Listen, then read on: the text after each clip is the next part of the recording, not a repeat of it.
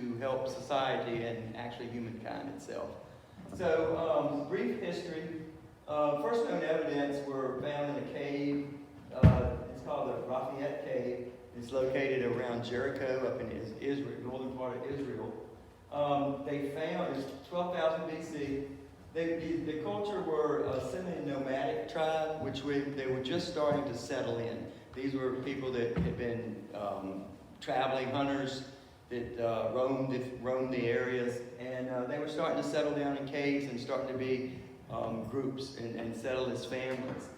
They think that if you see these holes where the rock mortars were, where they would prepare food, they just started using fire. They'd gotten into, really, it wasn't agricultural as per se yet, but they were using fruits and berries and nuts and those type of things. And of course, with any sugars, anything with fermentation, if you have sugar and a yeast, it will ferment and it'll create alcohol as a byproduct, actually. So they think that what they did was when they made porridges and gruels and those type of things, they would make them in these holes and they would ferment. And so this is where they think that the first actual beer came from, which wasn't really actual beer, but it was an alcoholic fermentation soup, more or less. I guess they found bones and human remains in these caves, so they knew that all this was tied into that. They would use a lot of this for rituals, where they did. They would have their rituals for ceremonial things. These were the first Neolithic people, which after the caves, they started to living in houses or type of monolith type things like you see, even like Stone Age, for example.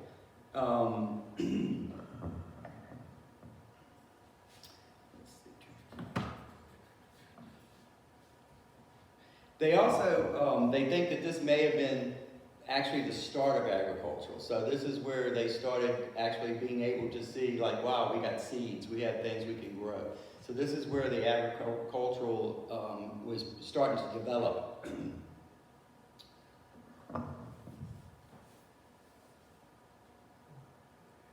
That's what we talked about. The Neolithic was called the New Stone Age. And it actually gave the use, like I said, for the first rise in agriculture and farming. It saw domesticated animals, where we were starting to see, hey, we got to do the field, using animals as an aid to help in farming.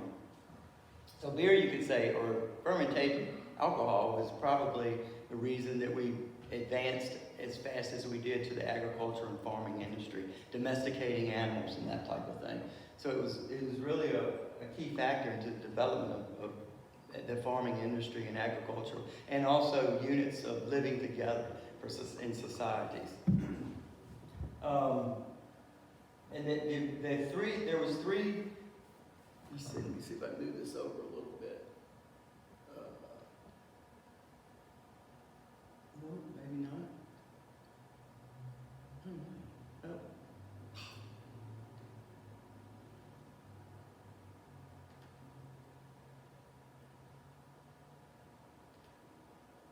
So bear with me. Okay. All right. The period. Anyway, they consisted of 8 major grains or types of seeds that they actually found to be used in this period of time. Flax, and there was flax, which is a linseed or that type of plant. Then you had cereals, and there were 3 different cereals, and they make up your grains, your wheats, and that type. And then there was another which was 4 pulses, which they were the ones that had seeds like nuts, berries, and those type of things. So these are some of the things they started using back then. And like I said, they may have argued that early people's thirst for hooch contributed to the revolution, inspiring agricultural technologies. Invention of bread, beer, has been argued to be actually humanity's availability to develop these technologies.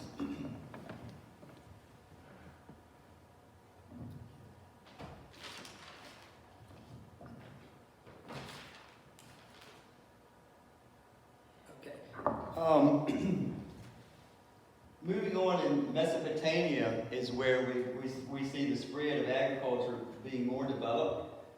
They're also developing more techniques for fermentation. They really found out that, hey, there's something in here that really makes you feel good. And almost any cereal containing a sugar will undergo spontaneous fermentation with wild yeasts, and that's where they think this started. They didn't think somebody actually came up with it. It was an accident, and I mean, it happens today. If you set something out, it will ferment with yeast.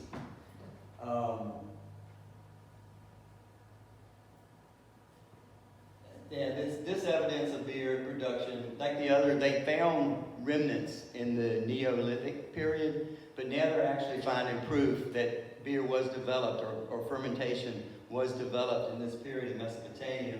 There's 6,000 years ago, they found tablets which contain, this actually contains a cuneiform writing which actually translates into people actually drinking out of a vat of fermented alcohol. And they would use it as a communal base where they would all come in and go through reed straws, and they would have this as their ceremonies. There were some indications around 9,000 years ago that the Chinese had concocted something from rice, honey, fruit, but really the first barley made with grain and wheat was produced in the Mesopotamia area in the Middle East. Also, what they found, one of the oldest surviving beer recipes, and this is described in a hymn to Niskasi. Niskasi was a goddess of beer, and they wrote, and this was a poem that they wrote for the goddess of brewing and the goddess of beer. And I actually have copies of that. I don't know if you want to pass some of these out. It was too long to really read on here, but it gives you an idea of, and I made about 5 or 6 copies. It gives you an idea of what they actually back then were thinking about how beer actually went with their society. So this is a picture of some of the old pictures that they had of the goddess. So, Herc, I'm just had the question, handing things out like this if it was safe. So what I'm going to do, I'm going to leave it on the corner of the table.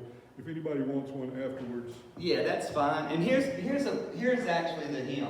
And this is how it's translated in our day to day. So this is it, and I thought it was too much to just go through here and read, so that's why I made some printed copies if you're interested in really seeing it, or actually research it. After Mesopotamia, it started spreading throughout the Middle East and into the Africa, North Africa, and it really got a widespread use throughout the country. So the ancient Egyptians were the first document, or really truly documented, for the brewing process on scrolls that they found around 5000 BC. And they started using things like dates, pomegranates, and other herbs and spices. The beer was probably really not that tasteful at the time, but it was better than water. A lot of their water was foul, so they really didn't drink the water as much as they would by fermentation, and they found that actually had a little bit of health benefits also as far as taste and everything else, and it wasn't as bad as the water that was around. They also used it for, like I say, the Pharisees would use it for the religious ceremonies. They would actually were in charge of scheduling the brew schedules, the distribution, the whole gambit. So you could probably say they were probably some of the first brewmasters that were around. And everybody got beer. From the local workers, from the slaves, local workers, all the way up to the Pharisees. They kept the local workers, they gave them beer during their working periods. I guess it helped them, thought, well, hey, this is good for morale.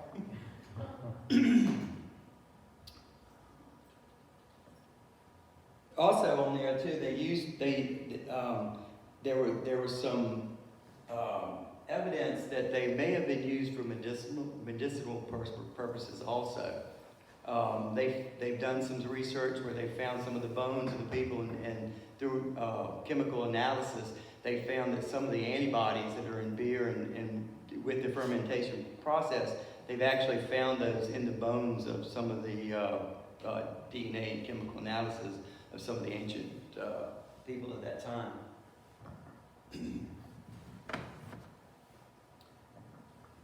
Europe, eventually it came from the Middle East, Europe, and it just spread all throughout Europe. It became really an integral part of life, especially in northern Europe because of the abundance of crops, barley, wheats, and those type of things. A lot of raw ingredients. During the Middle Ages, as where I think we think where modern beer was actually born, and the reason. Many different herbs and spices were used to balance the malts. They were trying to improve the flavors, so they were using different things beside their old.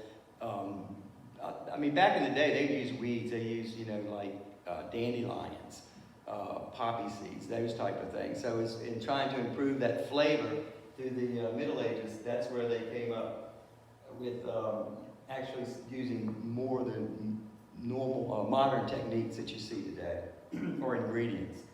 In fact, the 12th century monks began using hops.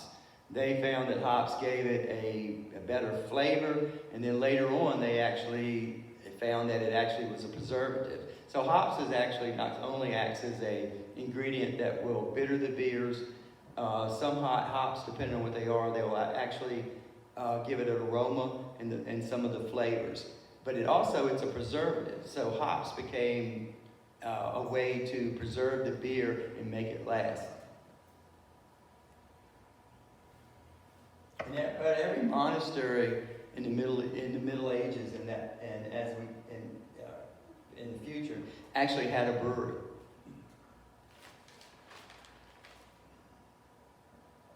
Actually, a lot of Europeans would rather drink beer than water. Still, water had an issue with cleanliness.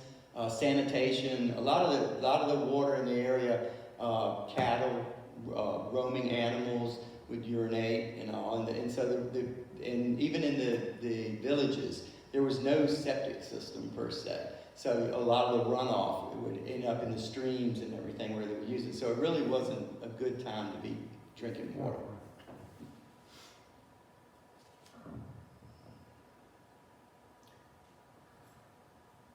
Modern development, that's where we come into the historians credit the monks for the brewing innovations by introducing hops. They also started chilling beer. They would put it in caves and cold places to get it cool, which actually rendered into the invention of lagers and oles and ales and those type of cold fermentations that we have today.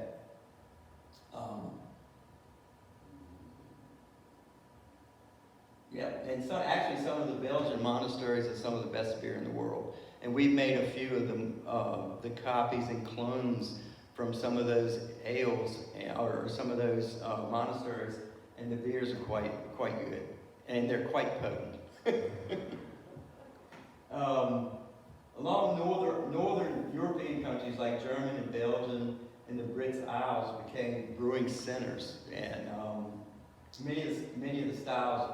They started to experiment with the different types of grains and stuff like that. So now just like a mead or ale that you were getting prior to this, now you're starting to develop taste, flavorings, and different ingredients to use to mix and do that.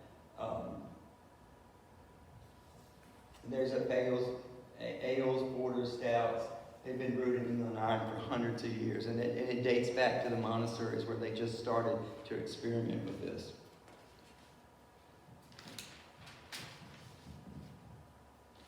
In fact, the beer that was, let's see what's on the next slide, too. Go back one.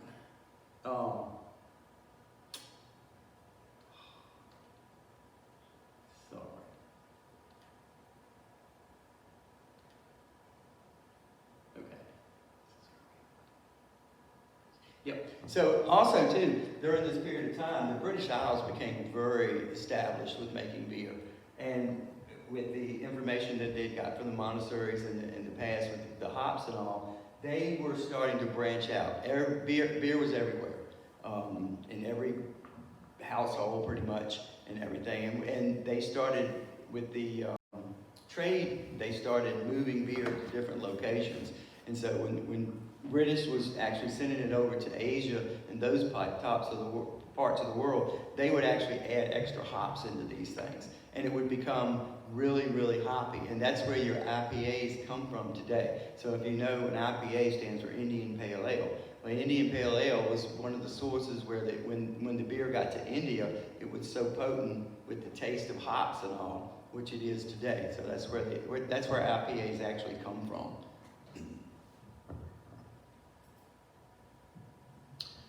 Moving to the New World. So with the beer actually arrived in the first European colonies. The Pilgrims actually brought beer over. And it's said that they ran out of beer, and that's actually why they stopped at Plymouth Rock, because they were out of beer. They were looking for a place to make beer. And if it is said that their first building was actually a brewery.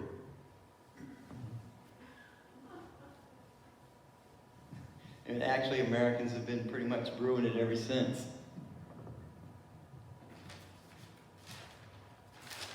Hot. And that's just the anchor here. We need a quick beer run. But as you can see, I mean, even as colonial days came up, beer became a very important part of everybody's lives. Then came Prohibition. So during the Prohibition, prior to Prohibition, there were thousands of breweries. There was actually a little bit over 2,000 breweries in America at that time. Most of them in the bigger cities, New York, Boston, and that. But beginning in the 20s, most of these breweries went out of business because of Prohibition. Prohibition became a thing of basically making beer illegal. It was bad for you. It rotted your teeth. It was, the sins of the day. So that after the Prohibition, there were some of the bigger breweries that came, or actually they weren't big at the time, but the breweries that survived, they were able to change their status into making ice cream factories. They did,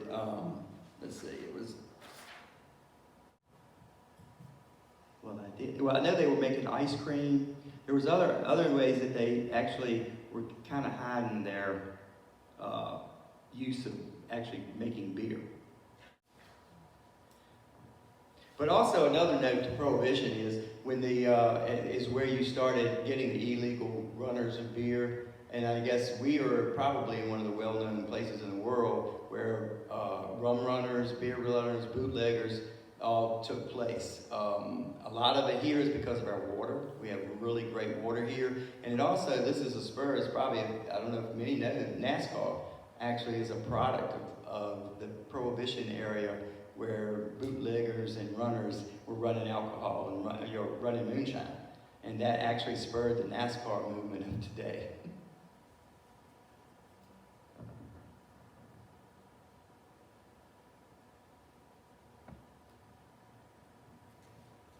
So, here you go, that's what I was looking for, that was on the paper. So after Prohibition, that's when it was repealed in 1933. It made it harder for breweries to rebound from 13 years of really just madness. So the brand loyalty had eroded, and people's pockets were picked. Beer became popular from situations where it expanded through mass production of cheap beer. And this is like Budweiser, Schlitz, Miller, those. As the sales grow, their ability to make beer cheaper did too. And the trend continued till really the late 1970s and the 1980s. Around that period of time is when today's real modern beer started to take off. The home brewers started really getting more involved. After I guess in 2000s, they actually passed laws that would enable breweries to actually sell beer outside of their own facilities and that type of thing too. So from today's stats, some overall U.S. beer volume sales were down in 2019, but craft beer was up.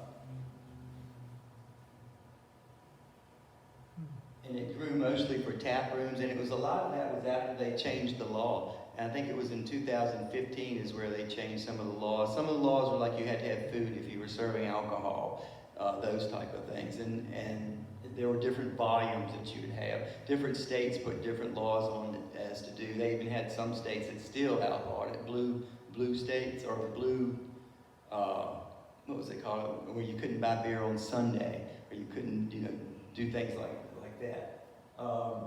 But retail sales at craft has increased 6% up to about 29.3 billion, and now they account for 25% of the 116 billion in the market, in the U.S. market today. So craft beer is actually overtaking your domestic beers and that type of thing. I think some of them are getting pretty upset about it because I see they're buying all kinds of hop farms. They're buying anything they can. They're eating up and trying to gobble some of the smaller breweries that have been successful. Devil's Backbone is one example, being a very local brewery. Now all of a sudden it's owned by Anheuser-Busch. So they're seeing the effect on that end as a domestic area.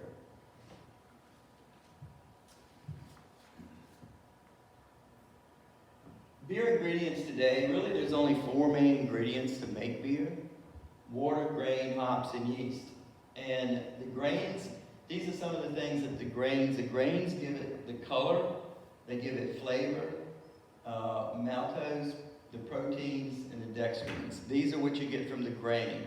The process for mash is called mashing, where you crack the grain and you'll run water through it to let it soak, and then after that you'll wash the grain, and what you're doing is you're actually collecting the sugars in the grain. The sugars is what feeds the yeast. Hops, they are made for your bitterings and your flavors and a preservative. Yeast is what actually starts the chemical process of the yeast eating the sugar, producing CO2 as a byproduct, and alcohol as a byproduct. I think water is probably one of your most important ingredients. However, you have to have all of them to do that. But the quality of your water has a lot to do with the taste and the flavor, and really any off flavors that you may get in your beers. Air water at Mountain Valley, I think we're filtered through limestone, and I really think it has a lot to do with their flavor of their beer and the quality of what we produce. Speaking a little bit about the yeast, there's lots of different types of yeast that they've harvested and been able to produce. Yeast also give a flavor to the beer. There's yeast like your ale yeast, which are clean. Really, you're getting the flavors of all the hops and the barleys and the wheats and the stuff that are put in it. You can get the Scotch ale yeast. Other types of yeast will actually give more intense flavors to beer. So your stouts and your porters, those type of things too. But a lot of it is a mixture with all of it. And this is some of the ingredients. Malt, basically it's barley, or cereal grains, and undergo a malting process. The malting process was another process that they developed in the Scandinavian and the northern European countries by malting the grain. Before that, they were just like a cereal, a mush, a gruel. That's what they had. By malting the grain, they were starting to change those flavors too, because they were looking ways to better improve the beer back then, the taste and the quality of the beer. So malting was one way that they came up to malt the grain, which gave it a little bit better flavor than the smoke. But before that, they just kind of cooked it and smoked it, so your beer might have a smoky taste or a burnt kind of taste. Hops, again, is a female flower from the hop plant. The thing in the hops is the luteus. Luteus is an oil that comes from the hop, and that's actually where you get your bitterings and your flavors from. They range from a high alpha, which is very bitter, to a low alpha, which you would use for flavor and aroma. So depending on when you do your beer and when you put your hops in is when you'll get these different flavors, aromas, or your bitterness. Yeast, again, is a fungus, single-cell organisms that feed on sugar. And that's what's converted the grain or the sugars to alcohol. And of course, water, it's 95%. So that's why I'm thinking water is probably one of the most important ingredients that you have in beer.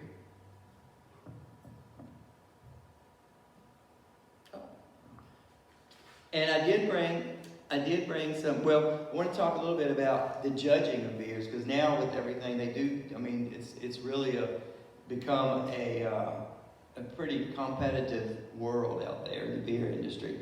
The beer judges are certification programs where they have actually styles, and there's hundreds of different types of styles. Some of what they judge on is your aroma, your appearance, flavor of the beer, the mouthfeel, and the mouthfeel is just how it feels, thick, thin, malty, that type of thing. The overall impression and the ingredients. And I brought some samples from different things that we use in the beer. We have hops. I brought some hops. I stuck them out here. We can take a look at that. You guys want to come up? We have some grains. We have chocolate grains. Believe it or not, they take grains and they'll actually malt them and malt them with chocolates in different flavors too. So you can get different flavors on that too. The hops are here. We have different types of hops. Oats is another thing that'll give you mouthfeel. It'll give you like a heavier mouthfeel, so it's not so light that you would use in some of your porters and stouts and that type of thing. Also lactose, that's another thing that we use in our beers to give it a mouthful. That also gives it a natural sweetness for some of your, like for cream ales, like we do Cookie Rooster, which is a toasted coconut cream ale. We use lactose in that, and that gives you the creaminess for that type of beer. We have hops that are actually fresh picked. Hops are presented fresh picked like this. We do this once a year where we just pick these and put them in the beer just like they are. We don't dry them, we don't do anything to them. So it's a once in a year thing. Then we do have them where we dry them, we process them, and we vacuum seal them. We put them on a dryer for about 16 hours. And what we try to do is get them about 7 to 8% moisture content, and then we vacuum seal them. How many beers would that make? This, How much? when you do, most home brewers will do a 5-gallon batch, and with a 5-gallon batch, you may use 3 to 6 ounces of hops. Not a lot. And you don't need a lot. Even in some of our beers that we do, we'll do 50 gallons, and we might use a pound and a half hops. So, and it depends on the beer. Some beers are very limited on their hops. Let's see, a lot of your porters and stouts, they don't have a lot of beer because you don't want them bitter. You're looking for the flavor and the aroma in those, so you don't use a lot of hops in those. Thank you. When they're put in at different points in time in your brew process, also dictate some of the outcomes of how you're going to get to develop that beer. Hops were also made, after that they started processing hops and they pelletize them. So they run them through an extruder and do a pelletizer, and they pelletize them. Now, most brewers will use these. They like these because they're cleaner. When you put these in the brew, they settle after they've all, you finished your brew, they settle to the bottom. They're easy to clean. When you go using these in your brew, you have to filter them. We gave some to a brew when we first started, and they were like, oh, fresh hops, and they threw them in, and they ended up getting in the whole system, clogging it up. They had to tear the whole system down to clean it out. So it's another process, and I think that's why breweries don't like using fresh hops. We do. We use what we can, but we use both because there's 150 different types of hops. So depending on the beer you're making, hops you use and that type of thing too. Some are proprietary. You can't even buy them. I mean, you can't even grow them. You have to buy them because they have a patent on them. But most brewers, they do like the processed hops. The processed hops, though, heat has a factor on it, so the equipment's very expensive to try to get that. And that's why we don't really do that. We do this. There again, chocolate, spices. We do some ales where we add spices to it in the wintertime. These are other ingredients that were actually thought of like in the medieval periods where they started to experiment with different flavors in the beers. And we still do that today. Rice hulls. This is a process we use, and we use the rice hulls, and these are just hulls, from rice. A lot of times in your system, when you've got so much weight of grain, it compacts so tight that the water won't extrude through it. It runs around it. So we'll use this to break up the mash, and it actually lets the water come through the thing. So we use about probably sometimes between 5 and 8 pounds in a brew that we have a heavy concentrate of mash in, and that helps a lot. A little bit about Mountain Valley Brewing. I guess, like I say, a few of you have been there, a few have not. We moved to the area about 6 years ago. I was actually just starting to homebrew. We bought 10 acres that we wanted to downsize, and we wanted some land, so we came across the 10 acres that we bought. And some of my friends that I just started brewing with sent us some hops. So we had the great idea. We had 10 acres, and we were homebrewing that we were going to grow hops and sell them to the breweries and, you know, make some money on the hops. Well, there was no breweries around. So that was kind of, you know, actually Two Witches did buy our hops for the first 2 years. And we had a little house up there. It was a storage building. And we decided to say, you know, we used to go to breweries when we were living in the Richmond area, and we enjoyed it. And so since there was an end down here, and we were growing hops, we were doing home brew, I built the system. I figured, you know what, let's just try a farm brewery, a small farm brewery in the area, and see how it works. If it worked, it was fine. We had a little small gathering place in our house. It had a bar, fireplace, and that type of thing, where we did family get-togethers, we did birthdays, Super Bowl parties, Nascar races, that type of thing. So we said, let's give it a try. If it works, it's great. We'll see where it goes. If it doesn't work, we still have a place where we can do our friend, you know, have our friends, family, and those type of things. So it really wasn't a lose, you know, operation for us, and that's how we got started, actually in doing what we do today with the brewery. And it's grown. After 2 or 3 years, we decided to go with the brewery. We started with a little small tap room. The first year we added a deck. We were getting so busy that we had a barn. We tore down, put a pole barn. Now we've actually enclosed the pole barn and bathrooms, deck, music center, open air space, and it's continually to grow. We could not grow without the support of the people, the community. The county has been very helpful. Community's been very helpful. Our neighbors have been very helpful. I mean, it's been a growing experience, not only for us, but with the community too. And we've been very thankful to have that help. So this year, we did get a canning machine with the COVID and everything. We're trying to think outside the box. So we do have cans now, so we can sell cans. So if it's bad weather, you can't come out, we're hoping maybe you'll at least come by and pick up a 4-pack of beer. I did bring a few samples, and I brought 2 samples. I brought one of our beers that we sell, which was one of my original recipes. It's called Vulture Roost. It's a nice ale. It's a good balanced ale. A lot of people that hasn't been to craft breweries or been, you know, introduced to the craft industry, they'll come in and it's like, oh, what you got, like Budweiser or Miller. So this Vulture Roost is our first beer we made, and it's one of our best sellers. And anybody that's introduced to craft beer, this is what we start with. It's a good, flavorful beer. It's still got the texture and the backbone that you would find in some of your domestic beers, but it's got a little bit more flavor profile to it. So we start, you know, this is a good start for craft beer. If you haven't done craft beer, you want to get into it. It's good, easy drinking beer. Of course, we have a lot of other beers. I bought one really far off the scale, which is a sour. And this is a newer style beer. It actually uses a bacteria, Lactobacillus or Brettanomycin. So what we'll do with this beer is we'll actually grow a bacteria in it before we boil it off and ferment it. So with the bacteria produces a sour, and that sour, we take it to the limits of where we want it. We reduce it down to about 3.5 on the pH scale. You also keep it at about 100 degrees. That way it keeps any other bacteria from being introduced into it. So you're basically growing Lactobacillus. Once you get the pH down where you want it and the souring is there, you boil it off and you kill all the bad stuff. So, I mean, and really, basically, probiotics is the same thing. So I think this is probably a healthy beer for you too, because it does have that in it as far as the probiotics and the Lactobacillus. We boil it off, and then we run it through the fermentation process. At that point, we can flavor it with different things too. This was flavored with a raspberry hibiscus.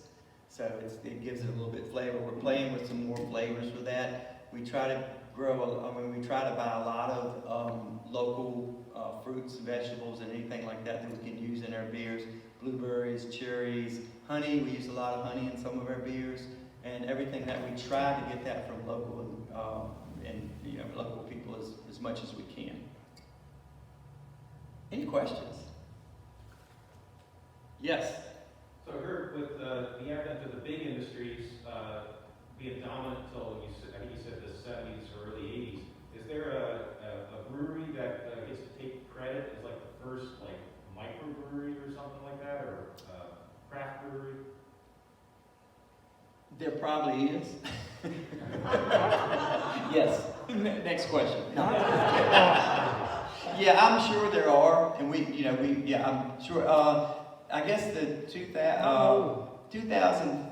I guess in the 2000s is when the craft industry started really taking off, because a lot of people did homebrew back after Prohibition and even when Budweiser, Miller, and all those, people were doing it as a hobby, and that type of thing. But I'm sure there were, and we can probably investigate that. Yep, Bob.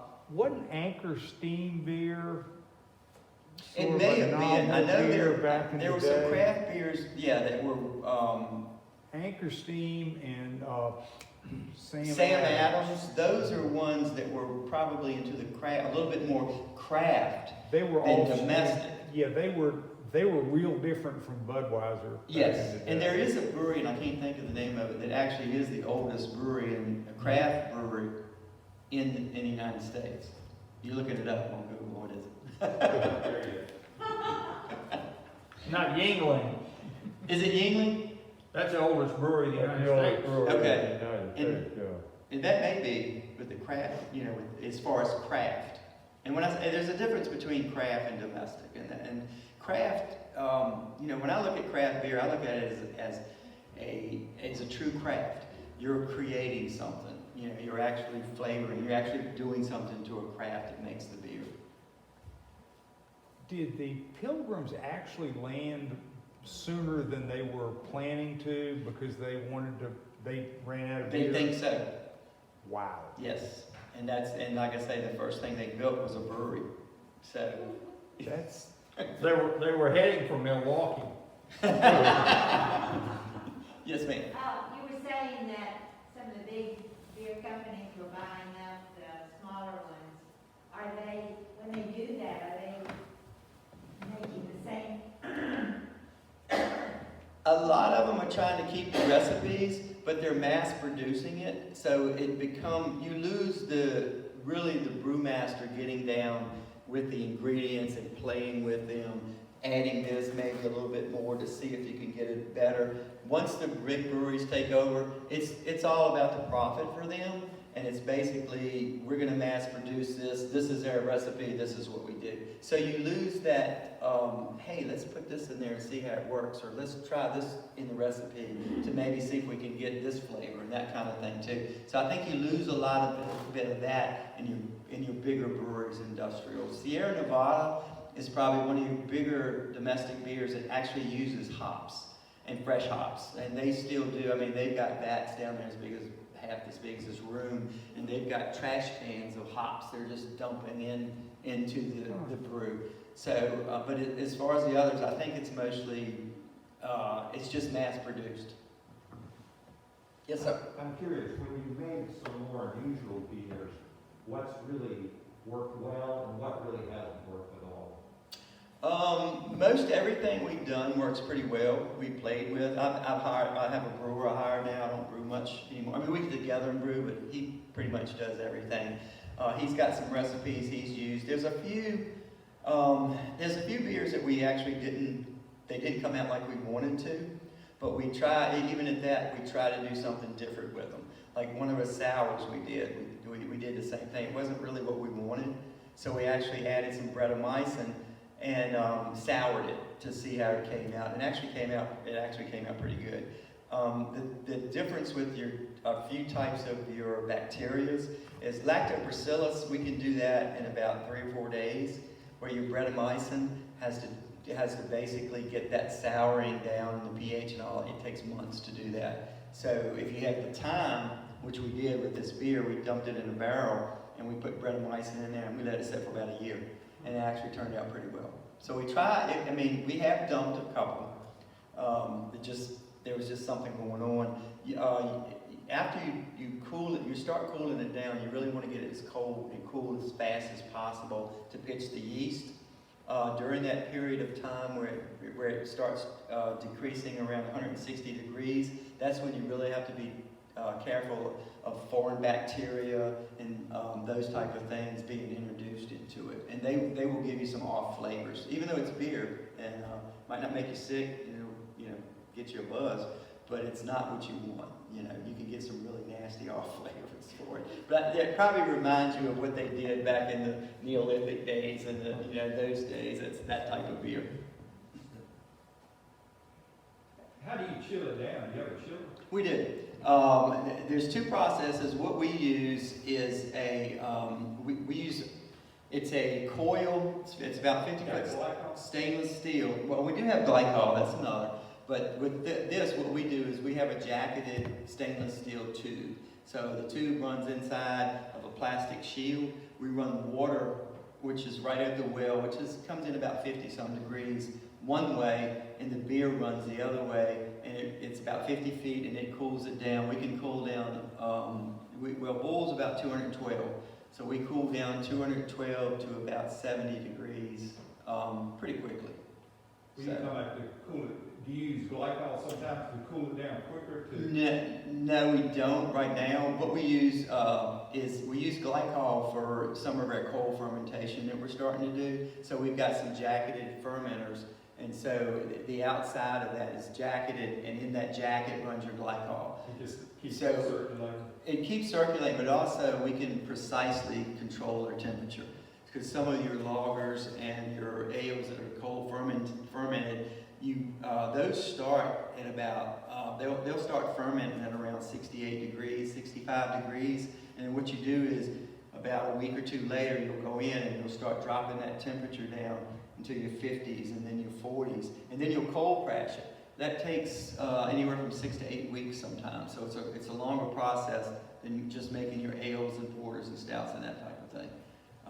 But yeah, we haven't had the need to use the glycol yet, other than when we're starting to do it. And cold crashing is another one. If you can, once that yeast is, kind of stopped fermenting, you want to cold crash it, kill that yeast, settles to the bottom. It clarifies the beer a little bit too. It makes it kind of clean.